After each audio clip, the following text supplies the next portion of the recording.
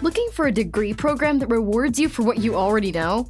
At WGU, all of our bachelor's and master's programs are competency-based, allowing you to progress at your own pace. Washingtonians know how valuable time and money are, and so do we. At WGU, your hard work and experience can help you finish your degree faster and for less. Join a community of driven professionals from across the DMV who are unlocking new career opportunities today. See how your knowledge can give you an edge at wgu.edu. Good afternoon. Getting right down to business here. We're doing it live, doing more at 4 weekday afternoons, right after Guy Benson at 3 and just before the 790 KBC News Blitz with Randy Wang at 5. Mottek On Money, live on the air, 790 KBC, streaming live online worldwide at kbc.com, and your on-demand Mottek On Money podcast, kbc.com, Apple iTunes, YouTube, all of your favorite podcast platforms. Stocks kicking off the new week higher today with escalating trade tensions, with China and the European Union back in focus. The Dow came in for a closing gain of 35 points. The S&P 500 of 24 and the NASDAQ up 129. The U.S. and China traded claims about trade deal violations today. China hitting back at the president's claim that it violated the Geneva tariff truce today, blaming the U.S. instead for failing to keep up its end of the deal.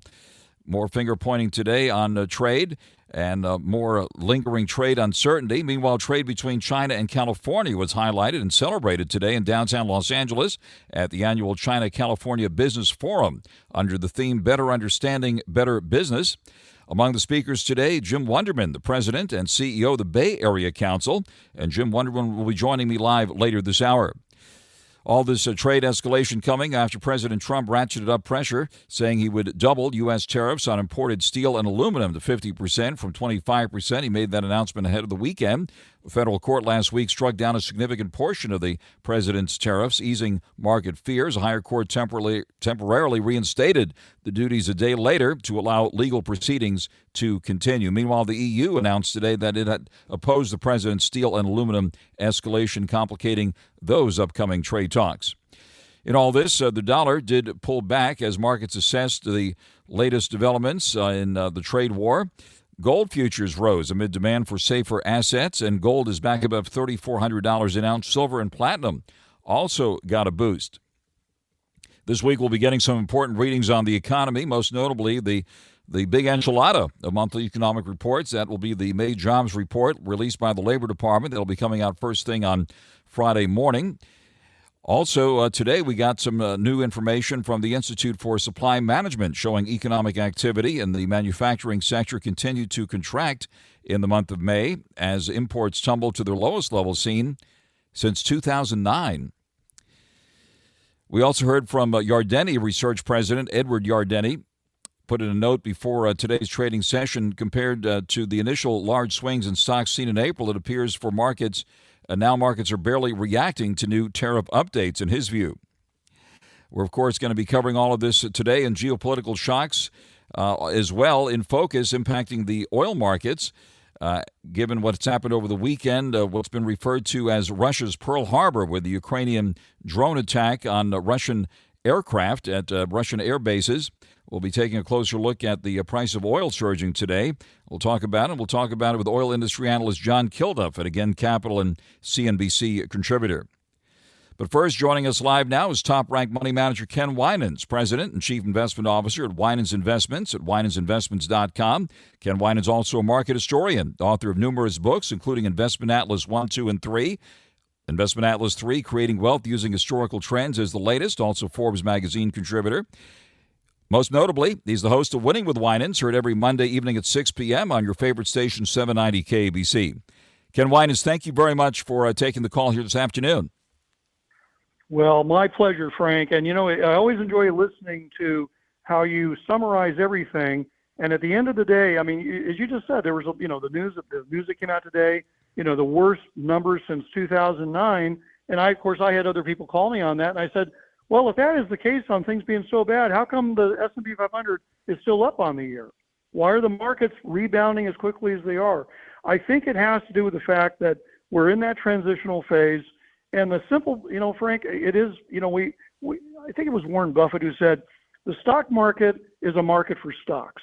And I think more than ever, we're beginning to look at individual companies as a stock selection process, no longer an industry selection or an ETF selection. And people who are making those adaptations are finding that they can actually navigate this world pretty well. But I would say this, the jobs report on Friday is going to be a big one. There's going to be other, I'm not going to call it guidance so much for the end of the, here we're going to come up on mid-year earnings going to be showing up here in about 6 weeks. But companies are beginning to put word out about how things are unofficially. And I think that, again, those are the stocks that are holding up pretty well.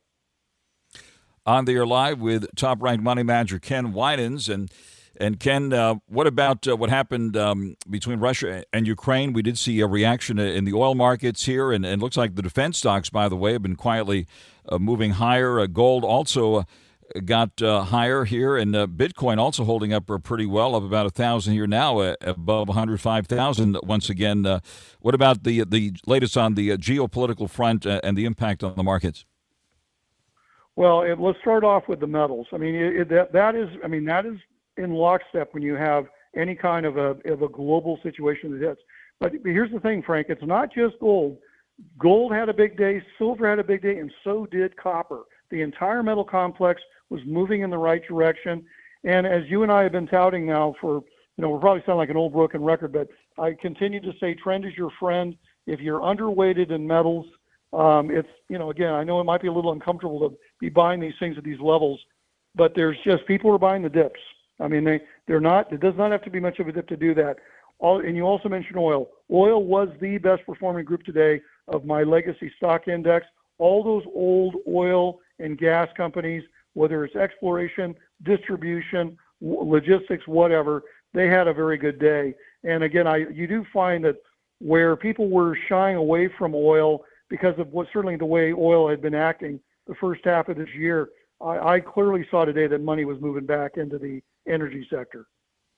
All right. You also have your crypto credentials, too. So love to talk to you about what's been going on with the cryptos lately, with Bitcoin roaring back. Of course, it hit a record high again fairly recently and has been holding up pretty well here and is higher by about 1,000 right now at 105,459 here at last check. And Ethereum has surprised on the upside off its recent high, but just below 2,600 now. And Doge at the moment at 20 cents. Solana, which we've been mentioning lately as well, has pulled back to 157. What do you see here in the crypto space? It's really funny. You talk about those four securities, Frank, and when I look at it I'm a technician, so I look at charts. And boy, you couldn't find four different chart patterns if you tried. I mean, and I think the one that, Bitcoin is doing what you logically think it would do. There were people who were buying it when things were getting kind of ugly. But at the same time, when it smacked right against resistance, right as it broke that new high and it pulled back, you can clearly see the traders are running the show on that. But Ethereum, you and I were having talks about Ethereum when it had lost half its value. It had just gotten creamed. People are still, even now, we're still having discussions about exactly what happened to Ethereum. But I do think it is I'm going to call it the deregulation trade. People are of the opinion that once we clear the tax bill, the government's going to be focusing on basically modernizing the regulatory regime. A lot of that focus is going to be on crypto and certainly in other areas of fintech. And I think that there are just people saying, hey, I'm not going to fight this. I'm going to go in on it. But I would just give everybody a cautionary tone. Still be very careful. The world is still, if for any other reason, we're going to have the annals of 2025 are not going to go down as a wonderful year. It's going to be a single-digit year for stocks. Bonds are certainly more stable. But I think that, again, don't feel like you have to chase anything. Pick your prices and buy them as you see fit. But, Frank, going back to stocks, if you were, the one group that absolutely ended up getting creamed today was healthcare. Healthcare got, for some reason, of the industry sectors that I'm monitoring, it just was hammered hard. And I know that after the fallout with United Health, a lot of people were saying, gosh, let's hope that this thing's beginning to calm down. But very, very clearly, whether it's because people took hits in it, it's early window dressing or tax loss selling, but very clearly healthcare is going to continue to have some issues. We did see some bright spots in the drug space. Shares of BioNTech, as some call it, were soaring today after Bristol Myers Squibb made an $11.1 billion announcement in the rapidly growing cancer drug game. The deal announced by Bristol Myers and BioNTech comes about 2 weeks after Pfizer's $6 billion deal with China's 3S Bio for a similar cancer treatment target. So there seems to be some action in that space in the drug world. What about the drug stocks here? Well, here's the thing. I think it's a bit like I said earlier. I mean, you can look at an industry sector, like I said, healthcare just did not have a good day. And I look at names, Merck was off, Pfizer was off, Baxter was off. I have Cigna in this group, Becton Dickinson, just a lot of these old line healthcare names. But yes, if you are a stock picker, you can still end up having a very, very good year in 2025. I mean, I will tell you that I think when the Morningstar posts the returns of money managers mid-year, I think you're going to see, just like the old Clint Eastwood movie, the good, the bad, and the absolute ugly. I think there's some managers that just really missed the mark this year, whether it was politically motivated or just were blindsided. But if you are a good old-fashioned stock picker, I think you're going to have a good year as long as you maintain discipline and don't fall in love with names or a CEO or a product. If they begin to break down, sell them. And then also, I think we also have to bring up too, Frank, we are going into the summer doldrums, and it's not a big surprise that, here June started off, the trading session started off down. I think this morning the Dow was down 400 points, and it managed to come back. I really do think the entire summer is going to be ups and downs and literally a tug of war. And so, again, you just want to be careful, be disciplined, pay attention to things, get rid of your losers, and just focus on trying to make money where you can. All right. Certainly the tariff news continues to drive a lot of this action with the president, as we've been lightheartedly calling it, Ambassador Tariff has been unleashed on the world, Ambassador Tariff, and we have been following these developments closely. And now with the U.S. and China locking horns again, what is your advice on stomaching, shall we say, these the tariff news and the wide swings that we'll probably see more of here down the line? Well, here's the thing, and I've been asked a lot because of the financial history books that I've written, especially the latest one, Investment Atlas 3. But as I was jokingly telling you in your last show, Frank, I think I'm going to have to turn around and write Investment Atlas 4 to have a whole section in there on trade wars. But I've had to tell people, because one term that I can't stand that comes out of Wall Street is this term black swan, meaning it's never happened before. I don't believe in it, and I think it's complete BS. People who bring it up mean that they haven't done their homework. They haven't gone back far enough in time. We have had tariff and trade wars before. You don't have to go back 200 years. You can go back and look at the 40s, the 50s, and the 60s, and even the 70s with the Arab oil embargo. So you have these times. What I would tell you is this. When you have these situations happening, there will be winners and there will be losers. And again, I go back to the idea of stock picking. I mean, I'm looking right now, and we'll probably bring it up tonight on Winning with WINANS. I mean, I just ran a screen last week on some new names to add to my target list, and they were steel, Frank. They were steel stocks, U.S. steel companies. So very clearly, there are going to be winners from this whole situation. The question in my mind is, can we reindustrialize fast enough to keep up with demand? That's the bigger issue. But again, I mean, tariffs have been around a long time. We're going to have more of this kind of talk, really, I think, through much of the Trump administration's term. We're going to have these kind of talks. And I know the other thing I keep hearing about the taco trade, which is as I did it, we impose a tariff and then immediately it's retracted. No, I think the gloves are coming off now. President Trump said he's tired of being Mr. Nice Guy, and I think the volatility this summer could actually increase somewhat on a case-by-case basis. On there live with top-ranked money manager Ken Winans, and being a market historian, the term the Russian Pearl Harbor was mentioned today. Ukraine claims that their drone attack over the weekend hit 40 Russian bombers in a rather daring large-scale drone attack deep into Russian territory. What kind of fallout might we expect from this attack? It's a good question. I mean, unfortunately, I was actually, it was interesting. I was going back and I was reading some of the financial press during the Vietnam War.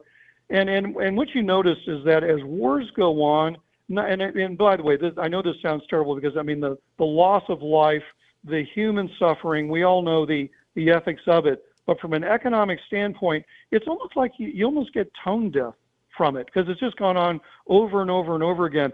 I am by no means a geopolitical expert, but I have to believe if one of the objectives is to try to get these two sides to the table to start talking, and if you have oil prices continue heading south, which is how Russia has been able to finance this war, it might actually be a positive to bring an end to this horrible conflict. But again, this thing has gone on so long. It's just like with the tragedy of the Middle East.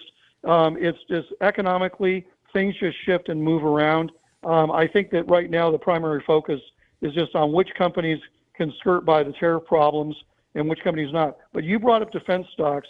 The other big group that came up on my list, on my new list, were a lot of these niche defense companies. They're not real big. They're not the big conglomerates, but they make a specific type of weapon or system that is needed. And I think, and again, those are the kind of stocks you want to try to find when the big contracts come through. You mentioned Clint Eastwood earlier, the good, the bad, and the ugly. Maybe you can, I'm going to quote him again, make my day, Ken, or make our day now, and tell us, where are you putting money now and or taking it off the table? You know what? You're going to laugh, but a name that came up on my, I mean, it's been quite amazing when you look at tech, but the stalwart winner of tech has been Netflix. But Frank, trivia question for you. As long as you want to expand Netflix, the other name that came up was Spotify. So tech entertainment has managed to weather this entire storm, and you can argue these are two groups that will benefit from AI. So I'm going to throw Spotify in there. I know it's had a heck of a rally, but you know what? If you're an owner of Netflix and you want to diversify out, take a good look there. But you know what? I think you also just have to take a look at, I'm going to talk about the insurance companies again. You know what? It's interesting that everybody thought the insurance stocks would just get completely mauled with what happened with the tragedies of the fires in California.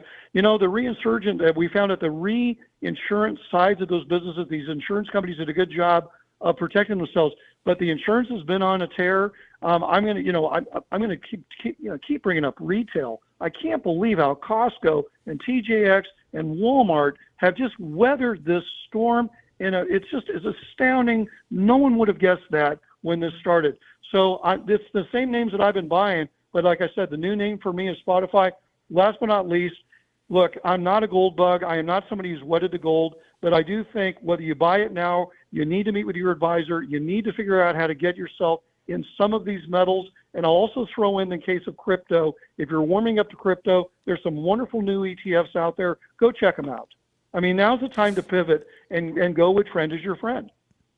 Very interesting that those on-demand entertainment companies, Netflix and Spotify, are on the radar screen. What about Disney here, by the way, which I should have mentioned earlier, laying off hundreds of people, of their employees in TV and film and entertainment.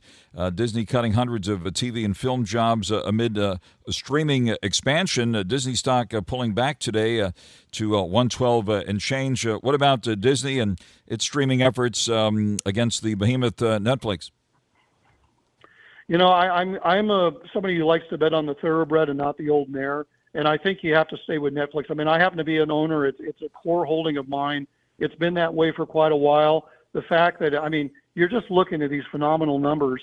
I mean, it's up on the year 36%, Frank. I mean, in a year that, you know, most tech stocks are still way down. My only caveat would be, when you hear those kind of numbers, be careful not to jump in. They're high beta stocks. But in the case of Disney, my only thing I know there's probably some people out there that say Warren Buffett would be a buyer of Disney. I think there's going to be a managerial shift at Disney. It's going to, I mean, they've gone through these convulsions before. But again, I'm just not a buyer of it. I mean, you're looking at something that's just it. And I look at something like Apple that also has issues with on its entertainment side. You got to go with the winners. You got to go with the flow. I would go with the trends. All right, terrific, Ken. We have a lot more to talk about tonight at 6 on Winning with Winans, so we invite everyone to tune in at 6 for Winning with Winans. Top-ranked money manager Ken Winans, President and Chief Investment Officer Winans Investments at winansinvestments.com. Ken, look forward to speaking with you on Winning with Winans at 6, and thank you very much for taking the call here this afternoon. My pleasure, Frank. Talk to you soon. Bye-bye. Thank you very much. And out to the freeways now, 790 KBC. Mottek On Money continues, 790 KBC. Good afternoon. Another wild ride on Wall Street. But at the end, we saw a gain with the Dow up 35 points at the close after a rough start. We're back to 42,305. Tariff worries and the U.S. and China locking horns on trade once again. A big highlight or a big part of today's trading day. The S&P 500 up 24 points at 5,936. The NASDAQ up 129 at 19,243. The yield on the 10-year note is back to 4.45%. That's the one that's been very sensitive to a lot of the tariff announcements, and that's also the one that impacts fixed-rate mortgage rates, among other things, which have been moving up lately. The volatility index ended up pulling back 1% after spiking earlier. The price of gold got a lift today, up nearly $15 now, back to $3,412 an ounce. Silver up 22 cents at the moment at $34.91 an ounce. Silver making a move on the upside, and platinum has been quietly moving higher, more than $3 at $1,066.40 an ounce. Checking the cryptos now, we see a Bitcoin up about 1,000 at 105,400 or so. Ethereum moving up about $40 now at 2,584, and Doge at the moment at 20 cents. Solana at 157. Checking some of the Mag 7 names, NVIDIA moving up more than 2 at 137 and change. Netflix, a high flyer here, up nearly $12 today at $1,218.98 a share. Disney pulling back 9 cents at $112.95 on a layoff announcement. And now the latest news here on 790 KBC. Looking for a degree program that rewards you for what you already know? At WGU, all of our bachelor's and master's programs are competency-based, allowing you to progress at your own pace. Washingtonians know how valuable time and money are, and so do we. At WGU, your hard work and experience can help you finish your degree faster and for less. Join a community of driven professionals from across the DMV who are unlocking new career opportunities today. See how your knowledge can give you an edge at wgu.edu. Expert entrepreneur Ed Milet is on a mission to max out your life. We're throwing open the metaphorical closet doors of our lives. We're going to be cleaning out the closet. What no longer fits? Audit some of your relationships. How about auditing your emotions? Maybe it's your career you need to look at. Get your life together for this season. The Ed Milet Show. It's time for a little cleaning of the soul. Let's get a little ruthless, a little refreshing, and a little real. God bless you, everyone. Follow and listen on your favorite platform. Mottek On Money continues here, 790 KBC. Good afternoon. The U.S. and China trading claims about trade deal violations following the 90-day Geneva tariff truce. Mutual finger-pointing between the U.S. and China, ratcheting up uncertainty and also market volatility. Meanwhile, trade between China and California was highlighted and indeed celebrated today in downtown Los Angeles at the annual China-California Business Forum under the theme Better Understanding, Better Business. Among the speakers today, the leaders of the major business groups here in Los Angeles, as well as Jim Wunderman, who's the president and CEO of the Bay Area Council. Bay Area Council is a business association in the Bay Area founded in 1945, dedicated to economic development in the San Francisco Bay Area. Jim Wunderman, thank you very much for joining us live here this afternoon. Yeah, sure. Thanks. Appreciate it. Wonderful to have you with us here. It was great seeing you at the forum today, Jim. And you were part of the big signing ceremony there. It was quite a majestic occasion there at the Millennium Biltmore Hotel with the Chinese business people and California business people getting together. Give us your impression of what's happening on the trade front between California and China. Well, it's very challenged, obviously, and I think a lot of us are trying to do what we can to sustain what had been great buildings of relationships between our state, regions of our state, cities and provinces in China, and China as a country until maybe 7-8 years ago when things really started to go in the other direction. And now there's just been a lot of pressure on us to not do the kind of trade that we were hoping to do and not see the kind of investment that we've been seeing for a while. So we're hoping that by having subnational relations and events like the China-California Business Forum, we can rebuild that momentum post-pandemic. And there's a lot of benefits to our state and our regions of having better trade relations with China. And indeed, a lot of people-to-people interactions today at that forum where business people who've been doing business for years want to continue to do so. What do you see happening in this environment with all this tariff uncertainty now? And is there indeed, a de facto embargo here now, given the activity at the ports and so forth declining? What do you see currently, and what do you see ahead? Well, I think it's important for us to stay together and then work toward convincing our federal government that, imposing tariffs like this and the uncertainty that's being created is going to wreak havoc on our innovation economy, on the ports of Los Angeles and Long Beach, as well as Oakland in the north. And we're going to see increasing prices, and we're going to see broken supply chains, and we're going to see a disadvantage where we were hoping to see advantage. There's a lot of opportunity to collaborate with China. There's always things to work out, and there's competition, that needs to be addressed.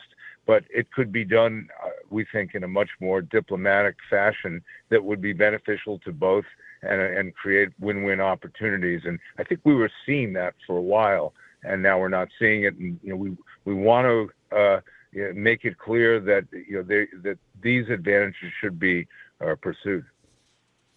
All right, we've been talking to the directors of the ports of L.A. and Long Beach, and it looks like activity has slowed, perhaps even worse than the days of the pandemic when the entire global economy was shut down, if you can believe it. Is that the situation in the Bay Area as well?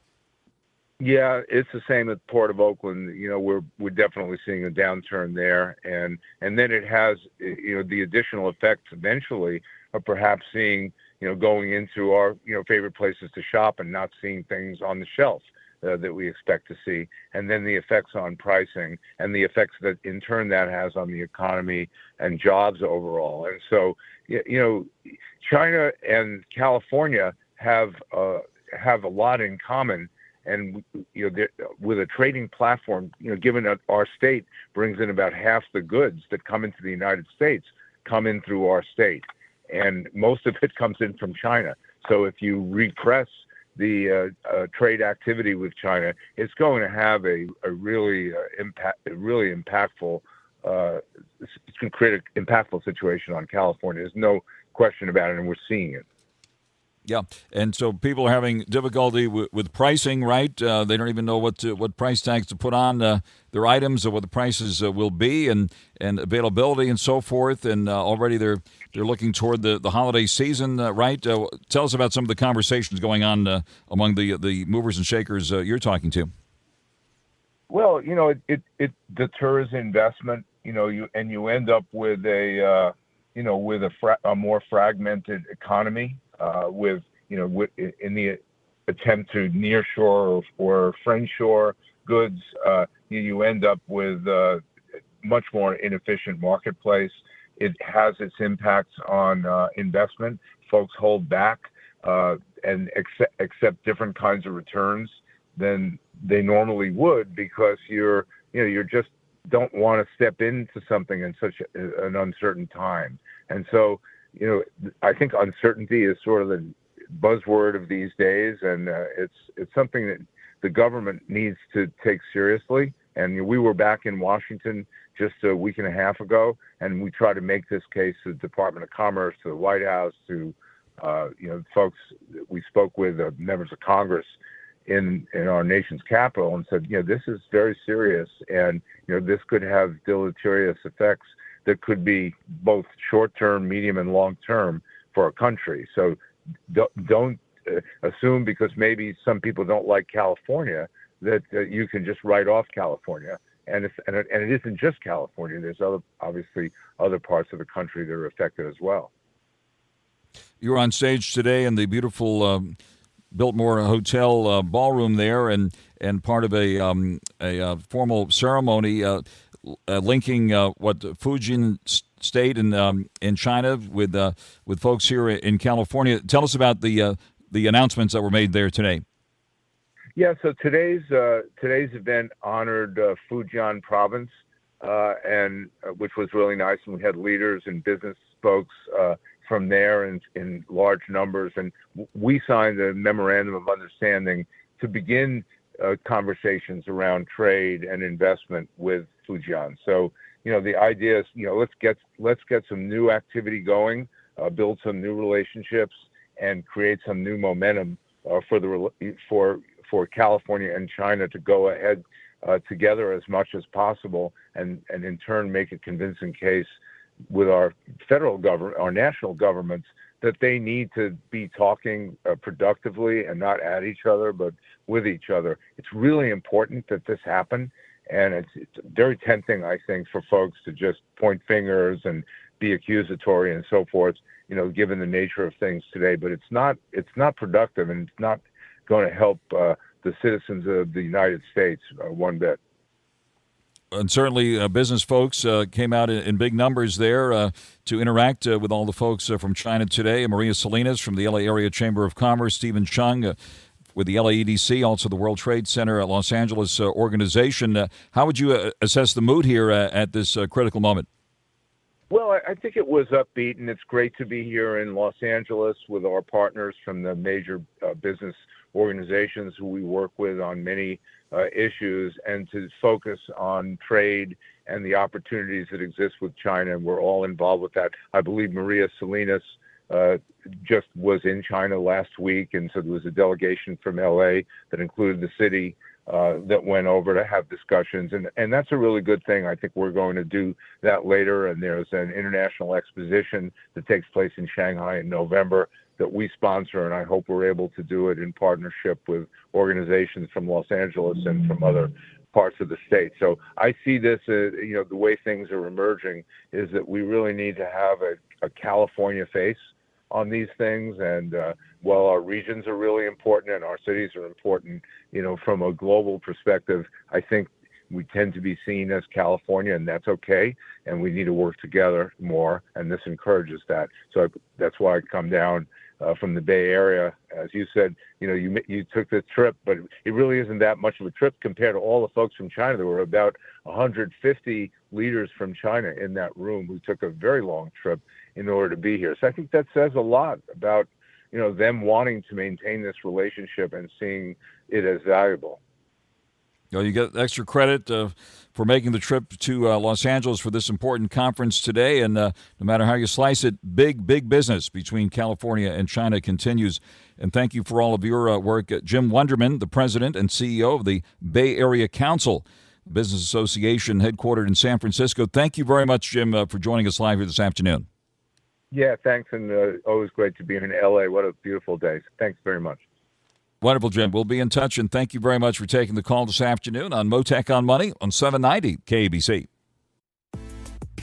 Looking for a degree program that rewards you for what you already know? At WGU, all of our bachelor's and master's programs are competency-based, allowing you to progress at your own pace. Washingtonians know how valuable time and money are, and so do we. At WGU, your hard work and experience can help you finish your degree faster and for less. Join a community of driven professionals from across the DMV who are unlocking new career opportunities today. See how your knowledge can give you an edge at wgu.edu.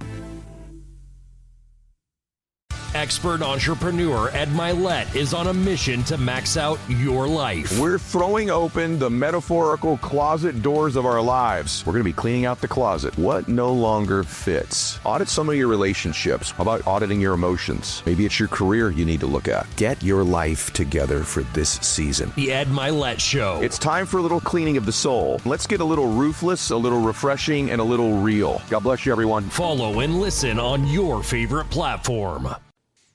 Mottek On Money continues here on 790 KBC. Oil stocks in focus today. The entire oil sector appeared to have been caught off guard by a surprise attack by Ukraine that's been referred to by some as Russia's Pearl Harbor, an attack on Russian bombers. A successful attack which wiped out dozens of those bombers. A Ukrainian drone strike on the Russian Air Force bases damaged or destroyed bombers used by Russia for missile attacks and potential nuclear strikes. The price of oil did surge today. Oil prices surged, driven higher by developments in the war between Russia and Ukraine. And this in the face of a weekend move to sharply increase crude production by some of the OPEC members. And joining us live now to discuss all this is leading oil industry analyst John Kilduff at Again Capital and CNBC contributor, longtime contributor to this program. John, thank you very much for taking the call here this afternoon. My pleasure, Frank. Good to be on with you again. Wonderful to have you with us here, John. And looks like oil is back above $63 a barrel here now. Give us your take on what's happened over the weekend and the impact on gas and oil prices today. Yeah, so over the weekend, I guess in a way, OPEC disappointed the market in the magnitude or how big their their increase ended up being. If you follow the OPEC soap opera closely like I do, you know that going into that meeting, the Saudis were rather upset with several of the other countries like Iraq and Kazakhstan, who have been persistently cheating like they always do and claiming to do better next month or next quarter, and they never do. So there was the market really started to price in the wheels coming off the OPEC bus. The Russians and the Kuwaitis and reps from the UAE, I'm told, held it all together, calmed the Saudis down. So they're sticking to this plan of pushing on 500,000 barrels a day on the market each of the next successive months through October, which should help. But this is a market that got ahead of itself going into the meeting, like I said, thinking that the wheels were coming off the OPEC bus, and that didn't happen. So we snapped back a bit and took back some of the losses that we had going into the meeting. On there live with oil industry analyst John Kilduff, and then the geopolitical shock, the attack by Ukrainian drones on the Russian Air Force, that seemed to have bolstered the price of oil going into trading today. Indeed, Frank. Outside the OPEC situation, several of these geopolitical events are driving things up and down as the wind turns almost on a daily basis. But yes, the spectacular attack by Ukraine on those Russian air assets brought the market again, gave the oil market a scare or a supportive measure, because this is one of the situations that we're closely watching, because as President Trump tries to bring a deal there and bring peace and have a rapprochement with Russia, that would mean a significant amount of additional oil and refined products on the Western market, which would really do a lot to lower prices in and of itself. So when you see this now escalate into another full-blown conflagration, then we're in the situation where we're not getting that oil. And if President Trump gets antagonized enough, I think, by the Russians, he'll come down hard on them, and we can write off any of their supply potentially into any of the markets. So that's very, very supportive, Frank. So that's why that did that. Also, too, we're watching the situation with Iran and their nuclear ambitions. That's another one where, depending on the day, you get the Iranians saying that they have to enrich, or then it's okay. And now apparently there was a wink and a nod to the Iranians that they could do potentially some uranium enrichment under a context of a deal here. So, these are the big major inputs that are hitting the oil market, again, on a daily basis. It's almost like having the employment data that we're going to get on Friday coming at you every day. On there live with John Kilduff, and over the past week, Israel came under attack again by the Houthis, apparently lobbing a missile toward Israel. So that is the war continues as well. So there is that Middle East powder keg. John Kilduff, what about the potential if there is an attack on Iranian nuclear assets? What would that do to the price of oil? That's certainly on the table. But that's going to be all bets are off, Frank. It's going to be buy now, ask questions later. You'll easily see crude oil for a time soar above $100 a barrel, probably to 110 to 125 area, if I had to put a number on it right now here with you. But I'll tell you, the Israelis have already degraded much of Iran's military assets. Let's see what they got if this were to happen in terms of a response. I doubt it won't be much. I don't think it would be very much in the end. And you could see that price spike in oil retrace and go back down very quickly. Oil industry analyst John Kilduff at Again Capital and CNBC contributor. John, thank you very much for being a great contributor to this program for many years, and appreciate you taking the call here this afternoon. My pleasure, Frank. Thank you very much. Thank you. And stay tuned now for the 790 KBC News Blitz with Randy Wang. And then at 6 o'clock, it's Winning with WINANS. I'll be back on the air here with top-ranked money manager Ken Winans at WinandsInvestments.com. So stay tuned at 6 right here on 790 KBC. Bravo TV star Lala Kent holds nothing back. I think the boundaries are getting a little unboundaried, but that's fine. From relationships, it's grabbing coffee with your friends. That is right up my alley. Right? To business and beyond. Where there's history, true friendships, but it's fine. I've also been a rat.